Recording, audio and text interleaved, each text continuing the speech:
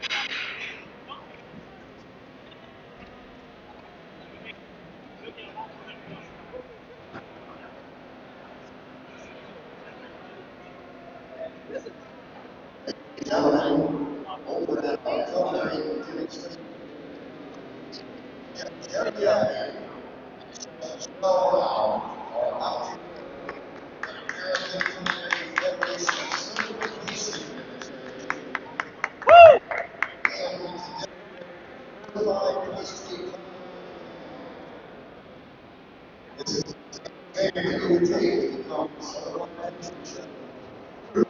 that.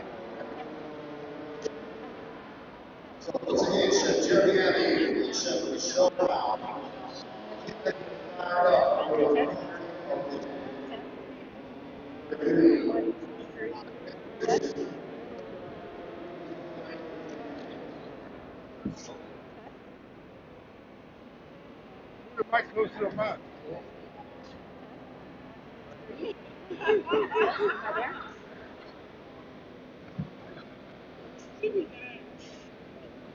Tell her bring the mic a little bit closer to your mouth. 1, 2, 3. Bring the Can you hear me mic. now? Bring the You can mic hear in. me now. I can hear me now. Bring the mic in a little bit. Can you hear me now? There you go. Good morning. Are we there? Oh,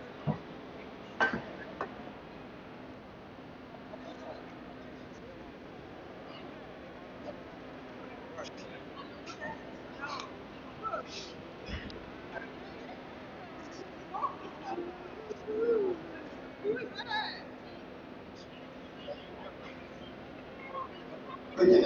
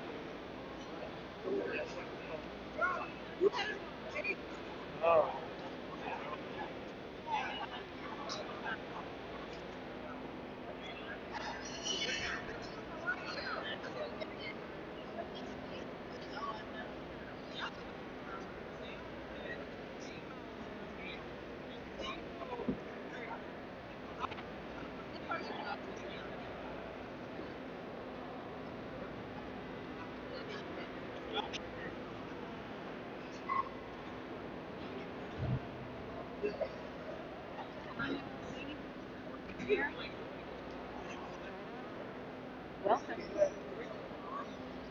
This one? Oh, this is just paper. It's paper for my cake. Okay. How's everybody doing? Check. That's excessively loud. Check. Check. Check.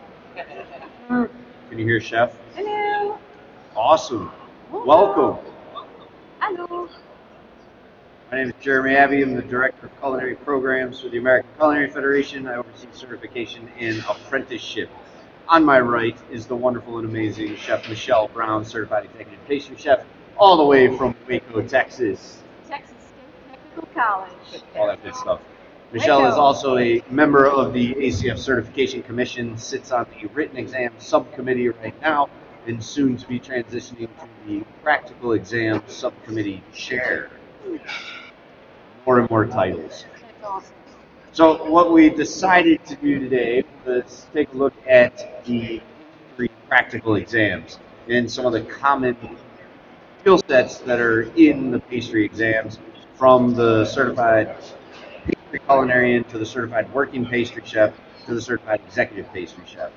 And there's some handouts up here that explains what those practical exams are. If you want to follow along, but you don't have to, you can pick it up later. It's all on our website.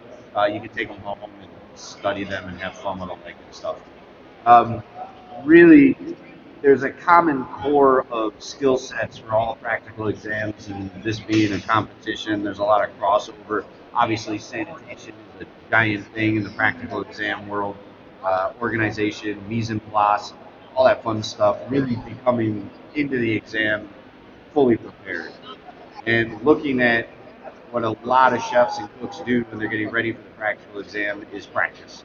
Practice. You want to practice about 10 times. You want to practice so much that you can do it in. You want to practice so much that you just know automatically where everything is going. So, with that being said, like the pastry culinarian, just like, you know, and when we're talking about savory and pastry, both sides of the ladder, they're basically a progression of skill sets based on work experience and education. And once you meet the minimum education to enter into ACF certification, you advance through the ladder based on your experience of where you work, how long, if you're stepping into management or leadership positions, and then so on and so forth. So the I'm going to cut you off. Yeah. Because when you're doing your competition or your certification, you have to think to yourself, what do I need to do first? And I know that I need to start making this cake because it's got to go in the oven and then cool off. So while chef is speaking, I'm going to be over here making a Genoa sponge. A Genoa sponge is one of the oldest cakes. It is leavened with an egg foam, whole eggs, warmed up over a double boiler. So while he's speaking, you can be watching fantastic, because I'm going to pass this right off to her so she can get right into it, because that's a good point. Timing is important, right? All practical exams are on a time frame. They vary from depending on the level. On the certified working pastry chef, it is required that you make a Genoa cake during the exam. I'm sorry, the certified pastry culinarian. So we're stepping down at the base of the ladder. Is you have to create this cake during the exam. So as Chef Brown is aggressively whisking eggs over a double boiler. Yeah. So what you're looking for in your Genoa sponge is to melt the sugar and soften the eggs over it. The Genoa sponge is not a meringue. That would be an angel food. And if it's not a meringue folded into a sponge, that would be a chiffon. So if you're going to be doing something, make sure you're doing the proper technique. So you can see what I've got here. I've got the sugar, the eggs, and I'm whisking, and you can see the water simmering. Do I have a pot of water? No, I am not making pasta. You just capture that steam, and putting the bowl over the steam causes a little pressure, so the steam is moving hotter than the boiling water. So what I'm looking for is about 125 degrees, and I'm at 81. So I'm going to go back over here. So you'll notice that the sugar melts, eggs soften, and then the eggs take on more air, which is exactly what you want. There's no baking soda, there's no baking powder. And once I have my eggs warmed up, add some vanilla. Make sure when you're doing your competitions and your certifications that you are flavoring your product. Add some vanilla in here. Do we have any salt? We had some. Let me find it for you. Salt and bacon? Absolutely. Because at this point, you're just elevating the flavors of your food. Yeah? So you see what that looked like, right? Just kind of like scrambled eggs. Now we wanted to move on to a foam. I'm going to go at about a minimum speed of a halfway point, about medium. You know what, that's okay. Here, I'm putting some salt in. We're going to let this run for a little bit. And while this is running, I'm going to go ahead and sift out my flour and get it ready to add it to my eggs. Chef Abby is going to talk some more. So we'll talk, like, you can sell the chiffon cake, takes a little bit of time, but it's one of those products in the practical exam that you can start it and walk away. So the certified pastry culinarian exam requires, oh look at that, salt. We have salt. Requires a dozen chocolate chip cookies, a dozen spritz cookies, a chiffon cake, and then 6 Bavarians. So when you're looking at that and strategizing your timeline, it's really a matter of starting your Bavarians, getting them set in the refrigerator, and then starting and going ahead and moving on to the chiffon cake and whatever else flows in your timeline. So it really is, practicing really makes that happen. One of the biggest keys to success that I tell every single person that tries for a practical exam and that asks me for help is really think about your timeline and really step through that process, and then have somebody watch you and critique you. And I've helped a few people get certified along the way, and really just being open to that feedback and being open to that constructive criticism. I'll never forget helping a friend of mine get through his CE's exam. The first run, it took him 6 hours to complete it. Well, you're only given 3.5 hours. So it was a matter of really dissecting the timeline and finding where we could help him make some more efficient steps in his program. So that's really what the pastry exam at this lower level is. It's a skill set of timing, workflow, and then basic general knowledge. Making a genoise cake, it isn't that challenging. Making a chocolate chip cookie isn't that challenging, but it's a matter of understanding the basic principles of pastry arts. Time that it's going to take you, time that it's going to take for these eggs to whip, it's going to be about 12 minutes. So I know that during my time that is whipping, I can be working on the next competency. What is the next competency? We're going to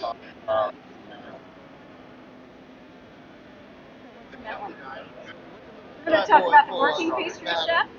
And okay, so for the working pastry chef, you have a tart that you have to make. Is anybody certified for pastry yet?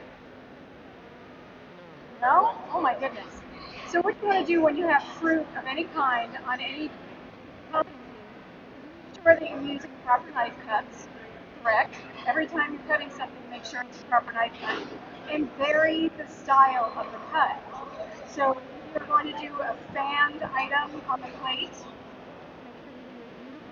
and don't overcut your fruit. Right? So the working pastry chef requires a strawberry tart, where we assess the knowledge of a short dough, a pastry cream, knife skills, and then glazing. One of the cool things that we like to see and encourage candidates to do is really take that strawberry tart and make it their own by adding more flavor and flavor development. Really elevated. So when you have your strawberries, you can go ahead and use some fresh strawberries. You can macerate some in a little bit of simple syrup that's been infused with, say, citrus or spice or fresh herbs. The higher up you go in the ladders, the more, I guess, the expectation increases. And so when we get up to the working pastry chef, we want to see that there's an understanding of more flavor development. The techniques are going to be a little bit more precise. The knife skills are going to be a little bit more precise. And we're going to talk heavy about the executive pastry chef in a minute, because it really does play into the exercise you guys are doing today with competition. The other item that's on the working pastry chef is decorating a cake. So it gets into one of those things is, if anybody's actually competing, you understand the rules. You read the rules. You find out what's expected of you. The same thing goes for certification exams, where you get the manual, find out what you can do, what you can't do, what you can bring in, what you can't bring in. And the certified working pastry chef, you can bring in a fully completed cooked cake and then demonstrate the competency, go through the motions of mixing that cake, but you can have a cake that's already created. And then you're expected to execute it and decorate a celebration theme. So as Chef Brown is, we made the chiffon cake that is, or I'm sorry, the chinoise that's getting made right now. We made one earlier, and demonstrating some of the core competencies that are involved in that. Okay, so from this cake, I'm going to get 3 layers of cake. I've already got one. I turned the cake over, so this is the top, that beautiful sugar layer, but I don't want to have to cut it off. So flip the cake over, take the bottom off, and then mark where I want to cut my cake. Notice that I'm not moving the knife, I'm moving it. So go ahead and get to that spot that I started at. Draw across the cake, turn the cake. It's a lot like walking, talking, and chewing gum at the same time. Now, I didn't get all the way to the end, but look at that. I have three pretty close to even layers of cake that I'm going to use for my Genoa sponge, my celebration cake. Okay, you saw that, right? And then straight across. Really utilize your knife. Okay. I'm going to take this and take it away. Save this for crumbs, for adding to cookie batters, for using for all kinds of things. Don't throw anything away if you can avoid it. I recently had the opportunity to go evaluate the executive pastry chef level, and it was incredible the lack of understanding of waste management in the pastry world. A lot of pastry chefs, sometimes we like, if we're cooking, we like to snack on the extras and then feed the dishwasher the nice little sweet stuff. But in a practical exam, it really is an understanding of if you're not going to use it, you still need to control the management of that waste. Absolutely. Whether it's savory or pastry is really the understanding of, if you're not going to use the top crumb layer, then we could probably store it appropriately. Have yourself a Ziploc bag with a label on it for that cake sponge, that leftover. What I'm doing now is I am washing the cake with something I like to call birthday cake syrup. Instead of being just a plain simple syrup, it has a lot of viscosity to it, and the flavor mirrors buttercream. So you can flavor it with anything. This one was just with butter, cream, and a little sugar and some vanilla. You can flavor it with any extract, alcohol that you like. And you can see how it kind of sits on the surface of the cake. It doesn't leach in like a baba with rum, which is a totally different thing. Okay, so for my cake, I wanted to add a little bit of chocolate ganache. And unfortunately, my spoon broke. So I'm going to just take my spatula and soften. Oh my gosh, did you guys see what's happening over here? Look at that. Can you all see? From that little bit of egg, now we have this really beautiful set of foam. And the foam is what you want because that's going to be the building block of your sponge cake. Now this is going to be a little rapid what I'm going to do next. I'm going to go ahead and take my sifted flour. You can either use cake flour or you can use all-purpose flour cut with cornstarch. And the all-purpose flour or bread flour cut with cornstarch speaks to the age of this recipe. Look at that.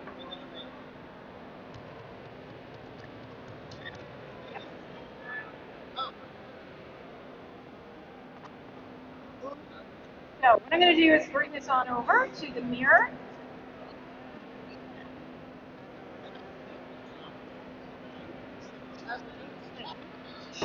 So you notice what I did with the flour? I went ahead and put it in paper so I can carry it around.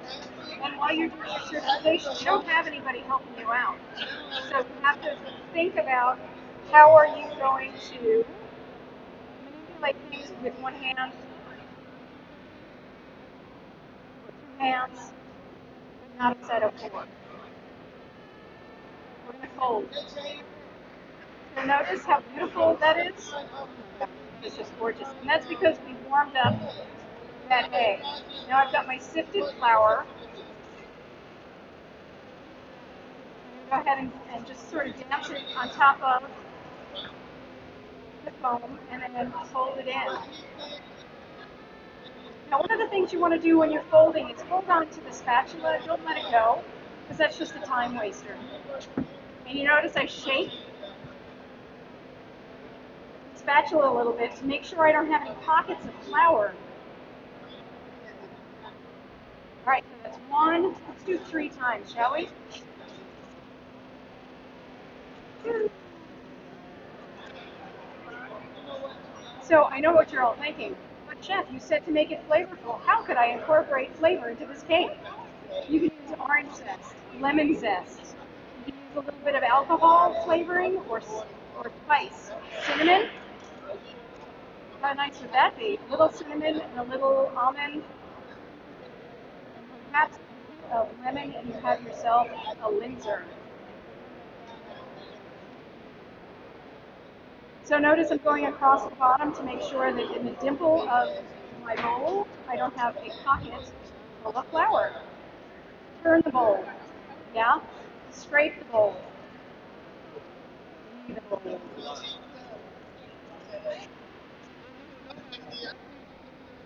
Okay, now another thing that I have that I'm adding to this is brown butter. And what that's going to do is going to be the fat in this cake.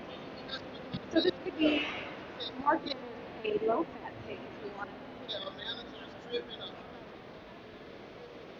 Okay, so we're folding. Notice I'm keeping that volume. Shake. I'm going to take the brown butter and just pour it on top. Not in one spot, but all around. Fold that in. Now here I have two prepared pans, and what I did was added a little bit of paper to the bottom of the pan so the cake doesn't stick. Notice I had them prepared before I started. Mise en place is everything. When I'm competing or when I'm doing a certification, I will have a speed rack set up top to bottom with each item I'm going to make. Everything I need for that item. Isn't that gorgeous? It is a gorgeous cake. Notice the economy of the moves with the spatula.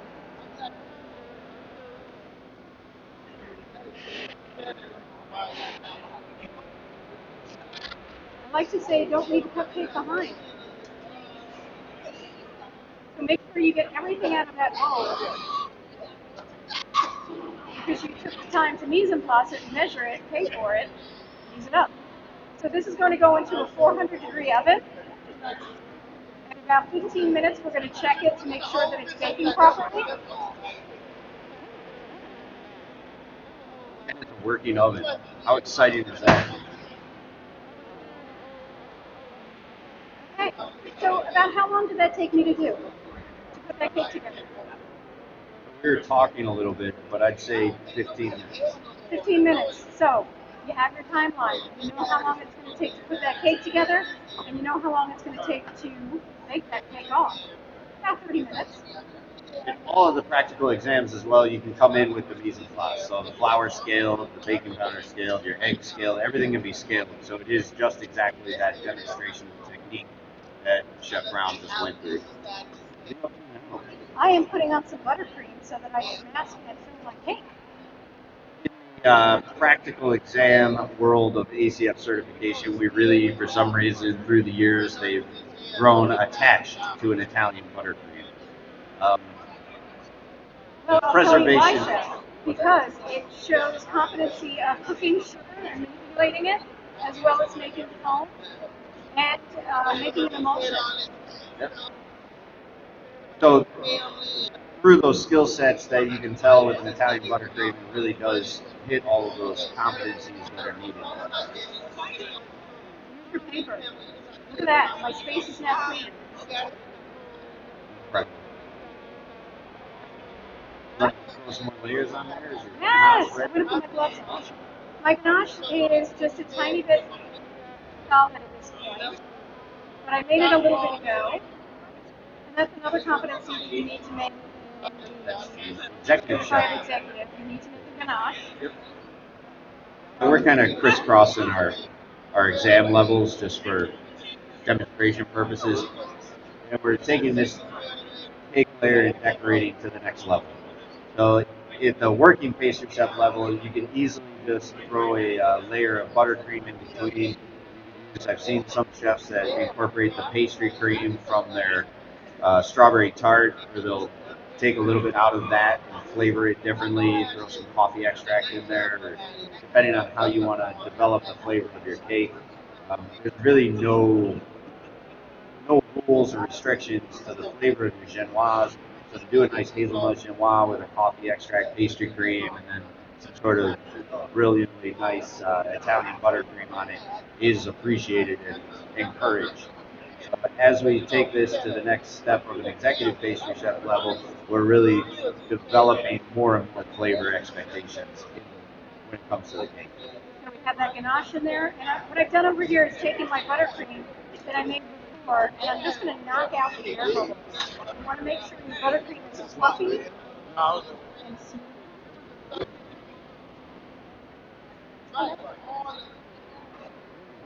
You know what? I had it over here. Already ready already, and I forgot. I like to use ice cream scoops to portion.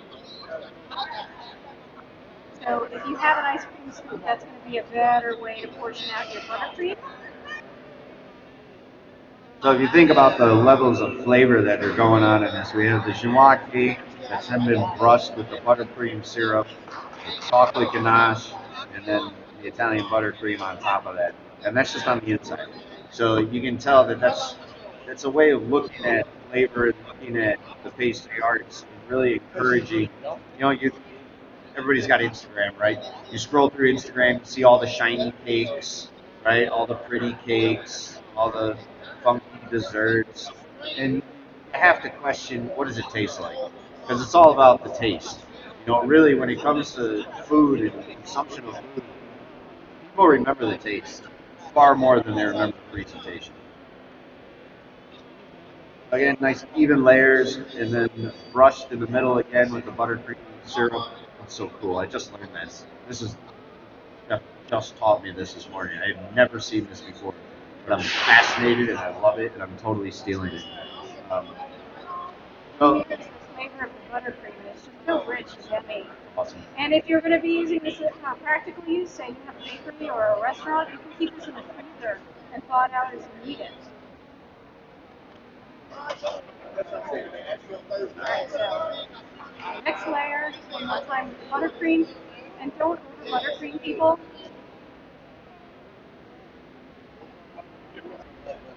Also consider seasonality as well.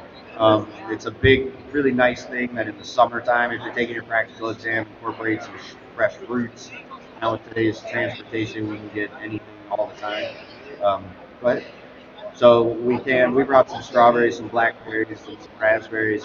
So we can incorporate some nice fresh fruit pops in there as well into that layer.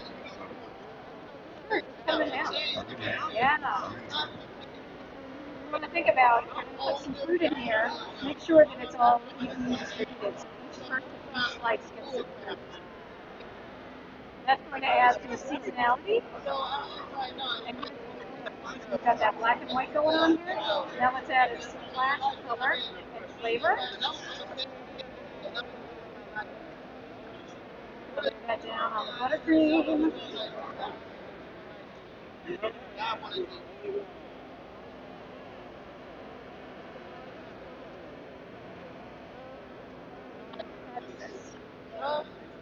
So what I'm going to do with this cake is I'm going to ice it with buttercream, and I'm going to put it in the refrigerator. While it's in the refrigerator, I'm going to prep some glaze, some mirror glaze. But I want my buttercream to be nice and solid when I put that glaze on it.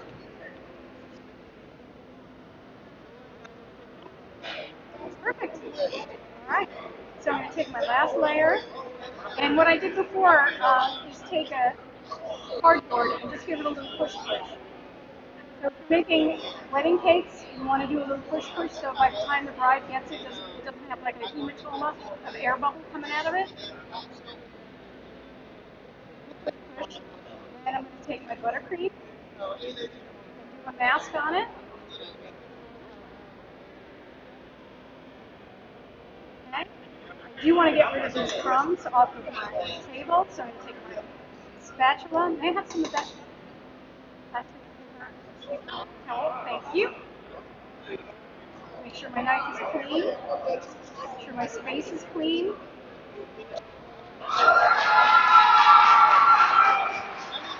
And again, as I show you how to cut the cake, same idea, icing the cake.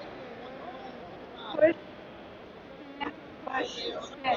I'm not going all the way over, just to the middle.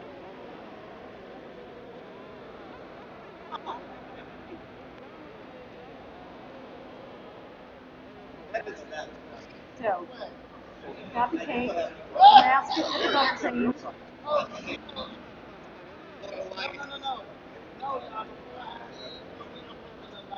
And you want to really get comfortable with icing a cake if this is something you're going to be doing for customers. Practice.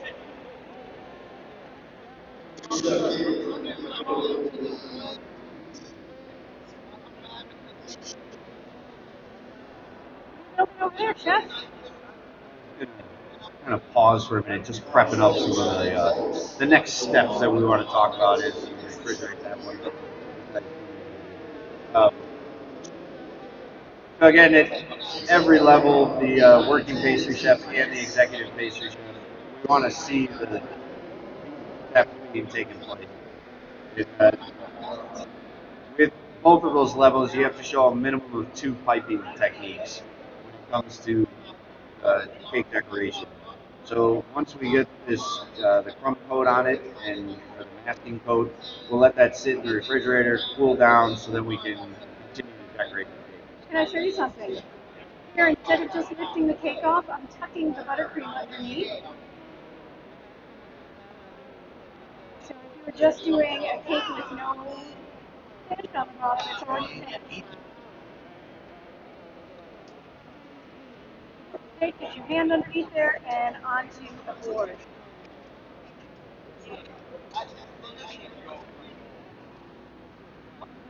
Just put it on my bigger board, in the fridge. But remember that I have a cardboard underneath the cake. Just fixed so that when I glaze it, the glaze doesn't collect here. It just falls right off. One of the biggest things at the national convention last year, we did a similar demo to this where we talked about the executive pastry chef and really some of those skill sets that we'd like to see more of. Because while it is a pastry exam, there's still some competencies in there that can really wow the evaluators. And one of those things is knife skills. When we're talking culinary arts, everybody talks knife skills. When you're talking savory, medium dice, small dice, julienne, batonette, all that fun stuff. But really to see an understanding of that on the pastry side of it is really, really impressive to an evaluator. So while the cake was getting mixed up, I went ahead and just did some nice small dice of strawberry. And then with the strawberry, we can then incorporate some chipinata basil and make a nice little strawberry basil relish that we could use on a plated dessert. One of the things that you end up with when you do techniques like this is a lot of fruit scraps. So these are awesome for coulis, for sauces, for other garnishes. You can dehydrate them, make them into strawberry powder. And again, as long as you go through those steps of showing the evaluators how to do it, you can bring in your dehydrated strawberry powder to use it as a garnish, and then also as well just kind of show that step that you understand the use of scraps and full utilization. At the executive pastry chef level, the expectation gets a little higher because it is a matter of you've been doing this for 5 years, running a pastry operation. It's not in the industry for 5 years, that's running a pastry operation. So I've reserved the strawberry scraps that we could then take into a coulis or sauce. Absolutely, and building those flavors. So you have strawberries. You want to have a strawberry sauce to go with that tart. You want to have some other flavors in there that are going to bounce off the strawberries. What's one of the really nice flavor combinations? Mango and strawberry, very fresh, very summer. We're thinking summer. I think we're all tired of winter, right? Yes. Although it's nice out there. I mean, I just spent like 2 weeks in Detroit. Not nice out there. Not nice at all. Go ahead. I have my pastry bag. This is a disposable bag. I have a small star tip on here. Fill it up and get that ready for my next step.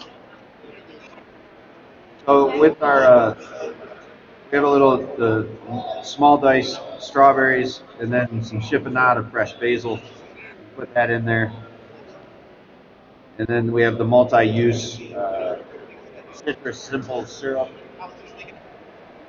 Sometimes I think pastry, people don't really think about the fact that you need to dress and glaze the fruit. It's almost like a salad. You wouldn't want to just have some lettuce on a plate, would you? The insane ingredient that nobody thinks about in pastries. I'm sorry, very few people think about Wonder Grain salt. A little bit of salt will take your desserts to the next level. The other thing that I've seen a lot of in the pastry exams is when we're preparing fruit that's not going to get cooked. A lot of people forget their gloves. That is a ready-to-eat food. I'm just icing a cake. We're not putting that cake back in the oven. So make sure you are wearing your gloves and changing them out.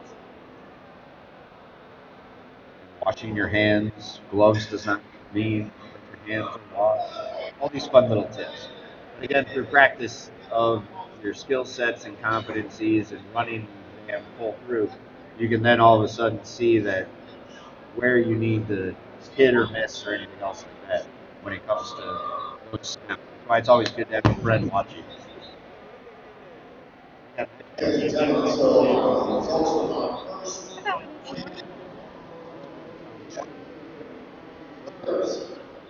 So another thing that we did over here with some of the different fruit concepts as we move into spring and summer is I did some small dice peaches. Peaches are not exactly in season right now. So when you get a peach, it's super rock hard. So what did I do? I roasted them.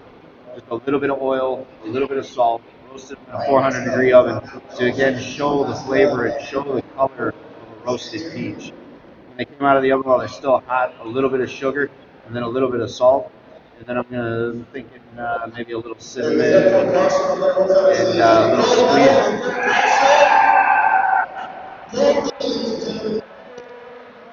Nice. A gold medal. That's pretty awesome. Congratulations to whoever that was. Um, so I'll think a little bit more of that fall, summer fall flavors of peaches, depending on where you are in the nation.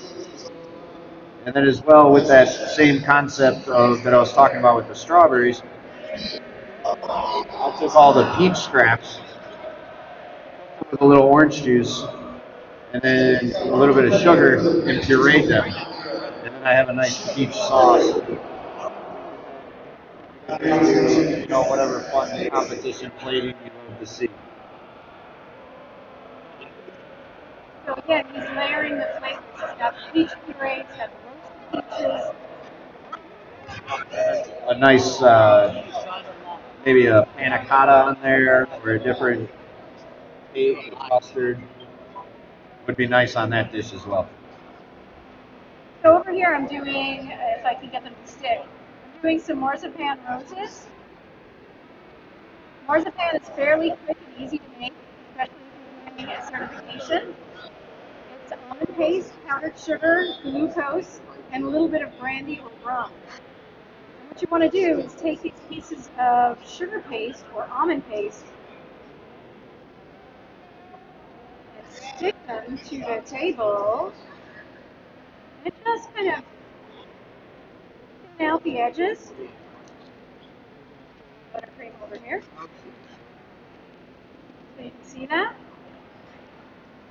And when you're making any kind of a finish for your cake, try to go with as natural and pastel colors as possible. So today we've gone with a little bit of pink and a little color of peach for our cake.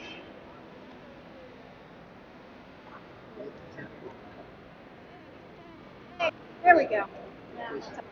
Okay, so I'm just going to take an ordinary plastic spoon. And I like to use a plastic spoon instead of a metal spoon because metal spoons will scratch and then they will pull the marzipan. So this is going to be the finish for my birthday cake. Instead of making buttercream flowers, marzipan. Something we rarely see out there. And really thinking outside of the box and bringing in different components like pastillage and marzipan and those kind of things is really, really just shows another level of understanding of the skill set. Absolutely. Okay, so I have this piece of dough. Innocent enough. Now I'm going to take it and roll it on itself and make a little petal.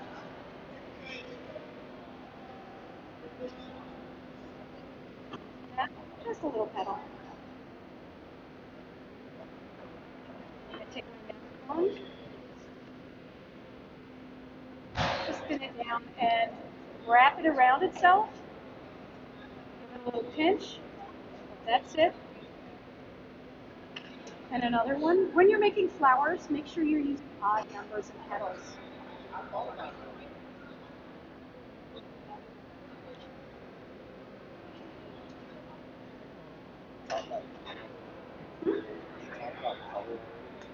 I spoke about color a little bit. Just more natural colors. Try not to make it like a vibrant green. Like this is maybe a little bit too much.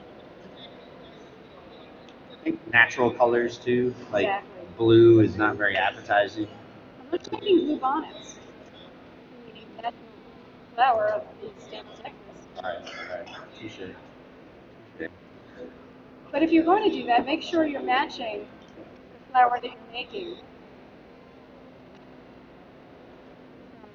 One last one that'll give me 1, 2, 3, 4, 5. And the last ones I'm going to push the petals out. There we go. So now I take my little flower bud and I'm going to put the petals on. Give them a little pinch. Give them a little pinch. And you'll notice that naturally the flower starts to take shape and starts to open up a little bit. And you see how quickly you can do this. You could have all your petals made up and make 3 or 4 flowers in maybe 10, 15 minutes.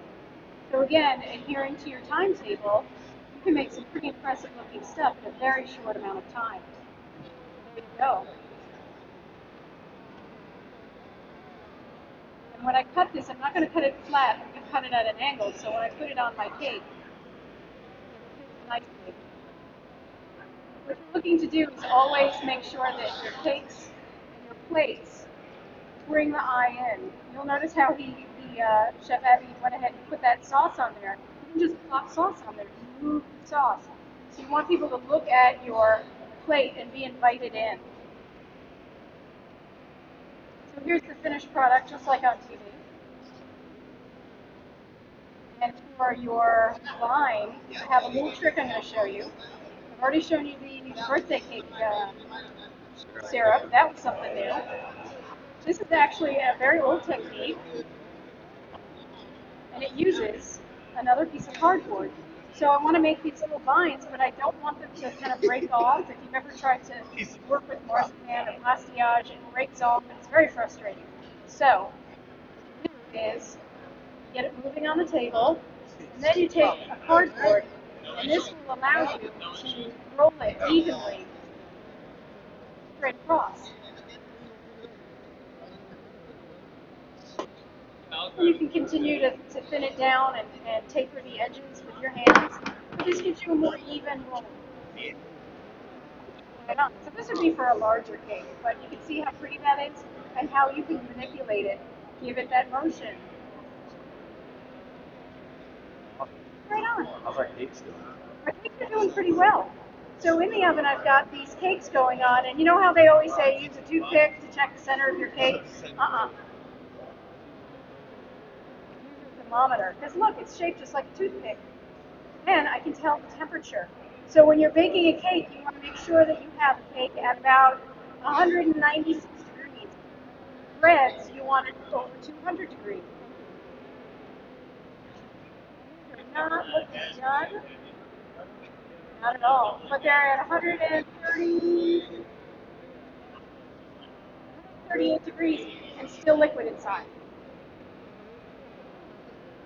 So with any oven, especially when you're doing your certification, if you're not familiar with that oven, check the oven every 15 minutes, turn the cake, make sure it's not tilting to one side or the other, and that your oven isn't overly hot. What I've always done, competition or certification exam, is go to Walmart or whatever cheap grocery store that sells probe thermometers. As soon as you walk in that kitchen, turn the oven on and throw that probe thermometer in there and make sure that the 350 is actually 350. There's an industry acceptable 15-degree swing allowed in an oven. That makes a lot of difference when you're trying to cook something at 350 and it's really 365 or it's 335 and you're on a tight time frame. So taking responsibility for your own station. Yes, we want the kitchens to be fully functioning, but quite honestly, I guarantee that oven is not at the 400 degrees that we set it at. So it might take a little while. So we keep checking. Okay, so down my station. And cleaning down your station is one thing for your sanitation. It also keeps the crumbs out of your cake. Unless, of course, you're making cookies and cream cake. I'm going to check the cake in the refrigerator, see if it's set. So one of the I was playing around with just some berries here and added a little chopped tarragon, which is a really nice berry complement, brings in that licorice and anise flavor into the dish. And then some of our simple syrup, it's got a little citrus zest in it. Dress that a little bit, salt, and just to increase the acid, we're going to hit just a few pinches, a few squirts of lemon juice on there. And when we toss that up together, you can see that the sheen comes out of that fruit, and we've just packed it with flavor. So not only are we taking the delicate flavors, the sweet, the tart of those berries, but we're also adding a little bit more of the citrus, the tarragon, and the things like that. And we end up with just a really nice fruit compote or a fruit relish, whatever you want to brand it as on your menu. And then you can even use this as a cake decoration, and it takes almost no time at all to just think about flavors of food and execute better flavors. So here I have some glaze that I'm going to glaze my cake with. So I've utilized my ganache. And now I'm going to utilize a little bit of a shinier glaze. This glaze is made with white chocolate, glucose, gelatin, and a little bit of food coloring. You can make this crazy colors. You can turn this black, blue, gold, whatever you like. I chose to go with a slightly mellower colored palette. You want to use this at about 89 degrees. It's the perfect pouring temperature. We're about 87 on that. So, let's set up to glaze. The other thing when thinking about plated desserts, the executive pastry chef requires a hot plated dessert and a warm plated dessert. I'm sorry, a warm plated dessert and a cold plated dessert for 4 people. And not only is flavor development very critical, utilization, showing different cooking skills, you can see that we actually incorporated a cooking skill of roasting on our peach garnish. Looking at that, it's a matter of also thinking about the concept of textures when we're starting to compose desserts. And a tuile is a very easy way to do it. Pretty fancy tuile patterns. Great little one. It's made of metal. It's from Tico. It costs maybe $6 or $7. Keep it in your kit. Anytime you need to use that for a leaf pattern on a plate, just with powdered sugar or some cocoa. You can also make a tuile. Take that tuile out of the oven and off of your pan, and then just drape it over a rolling pin. So now you've got movement. You can also use a couple of different colors. So you can use vanilla, and then in there with cocoa powder incorporated with your tuile, or you can do yellow polka dots. Yeah.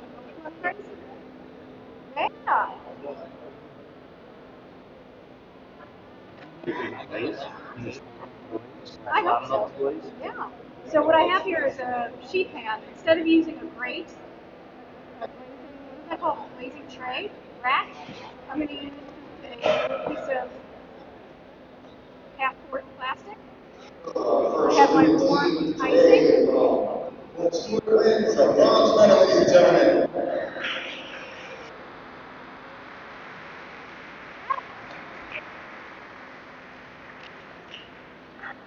Okay, so now look at this cake. Cold. Here, and what I've got here is plastic wrap. So when I'm done, I can just cut this off and take my icing and just pull it right back into my container and use it again. One thing I wanted to talk about, when you're doing a sauce or you're doing a glaze, please, for the love of all things pretty and nice, using a 1-ounce ladle a bain marie, so you don't have to hold it. So it's resting on the bain marie, and you can force it out of there. going to be the difference between day and night. HD TV and regular old black and white TV. If anybody remembers black and white TV. Good analogy. Thank you so much.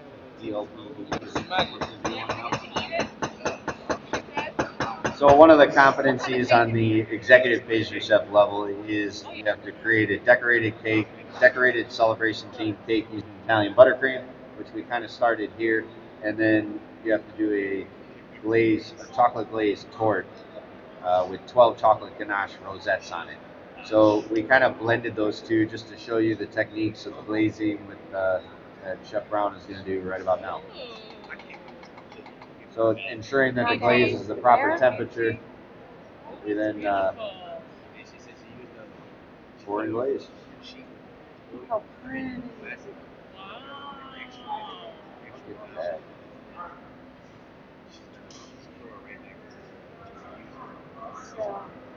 So part of having that turntable is that I don't need somebody to spot me on my cake. I can see it every which way. And again, with the saran wrap on the half sheet tray, it's very easy to collect all of that and reserve it for another use. And then it keeps the cleanup very, very good. Exactly, right. Yeah, that's pretty cool. Awesome. It turned like orange on us.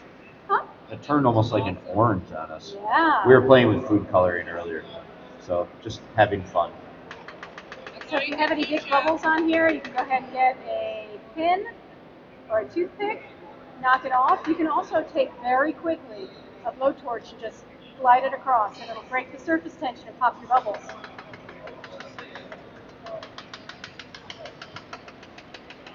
Pastry chefs like to make noise. That's the best They like chef. to bang on things. It's good times. Okay. What? It depends. So, I'm going to take my little cake, and at this point I would put this in the refrigerator to let it set up. But because we have a limited time with you today,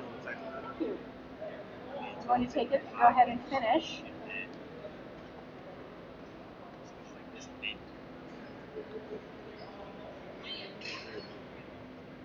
I have my buttercream in my bag. When you're holding a bag of buttercream, please use the top hand to squeeze, okay? So I like to think of it as a little puppy.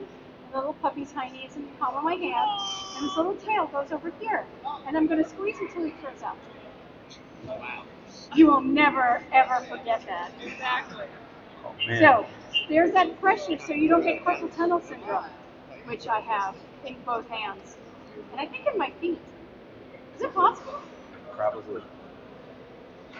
Okay, so I'm just going to do a very simple, clean, small shell border on the bottom of my cake. So when we think about the working pastry chef and the executive pastry chef, the shell border is one of the go-tos for a lot of working pastry chefs in that level. It's not too complicated, but it does show some skill. And this is the one piping technique that would be required for both of those exams on a bottom border. What the candidate does when it comes to that second one really does bring in that artistic piece of the pie, where they piece of pie, pastries. Yeah. I'm here for a couple days. Sorry.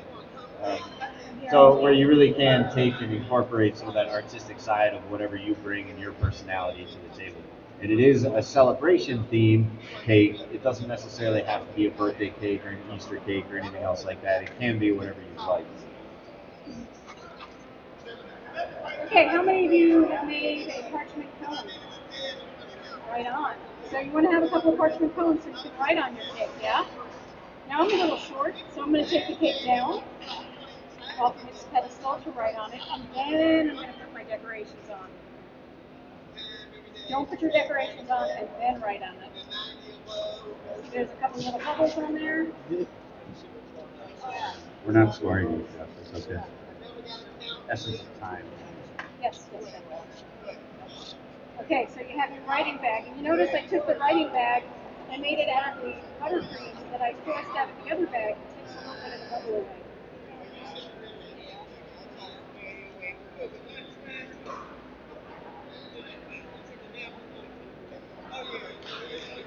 So as we finish up this cake, do you guys have any questions about the pastry certifications or ACF certification in general? Understood. All right.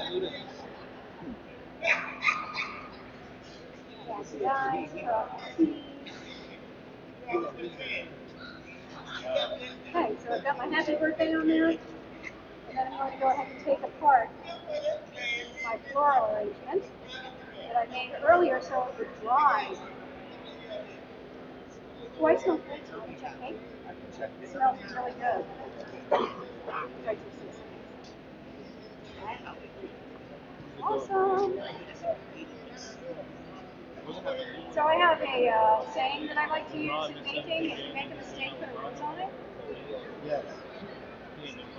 So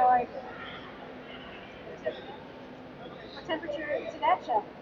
Want it about 196, right in the middle. Can we get two? Awesome. Fantastic. Very good. So you see the marzipan kind of gets a little solidified while it sits. So I can lay it down as I like. And you see that mistake right there? We're going to put a rose on it.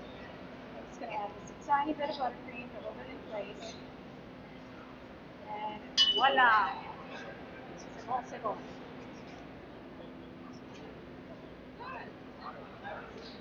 That's Instagrammable.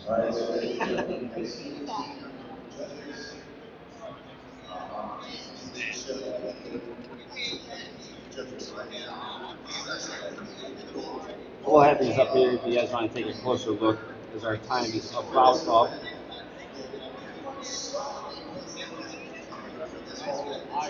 Sure. All right, so in just about an hour, we have decorated a cake, made some beautiful fruit.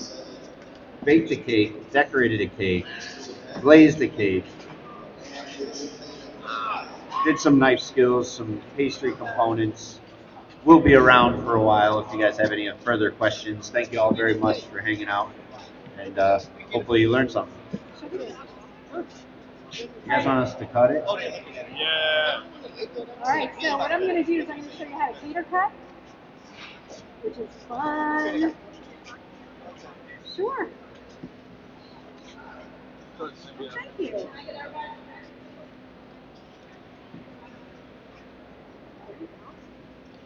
Can I get everybody to say in appreciation of both Chef Brown and Chef Atkins for giving us a certificate of appreciation for your participation in the 24th annual Joint Culinary Training.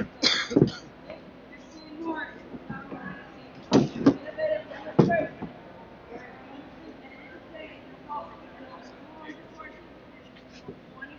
Maurice, can y'all clear out? We're live.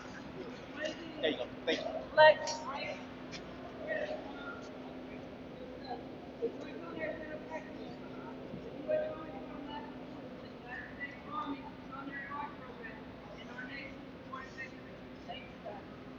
Thank you.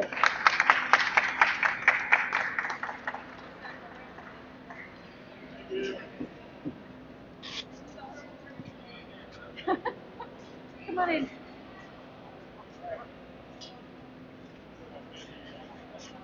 There you go.